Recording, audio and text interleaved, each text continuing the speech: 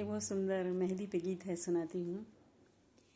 मोरा पीछू वरवा में हदिया हो, ओ कर लामे लामे पात।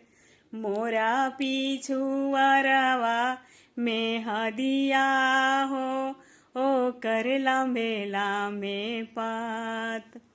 केई तुरेला भरी भरी धोकरी हो, केई भरी भरी फाड़।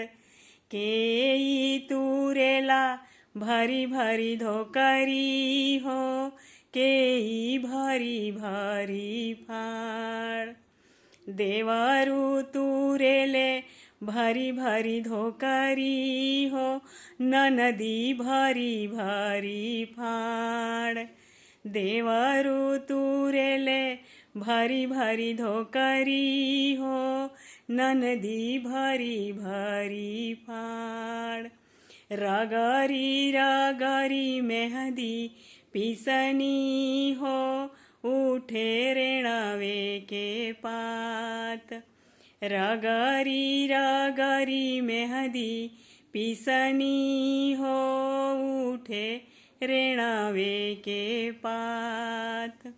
के करा चढ़ैबो कानी अंगुरी हो, के करा भरी भरी हाथ।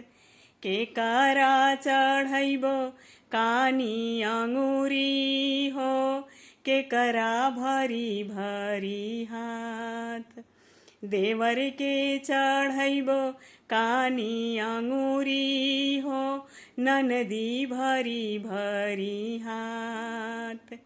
सैया के चढ़ैबो कानी अंगुरी हो, अपना भरी भरी हाथ।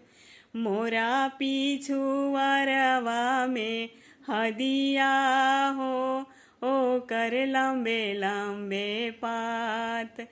मोरा पीछू वरवा में हदिया हो, ओ कर लंबे लंबे पात। रगरी रगरी मेहंदी पिसनी हो, उठे रेणवे के पात। रगरी रगरी मेहंदी पिसनी हो, उठे रेणवे के पात।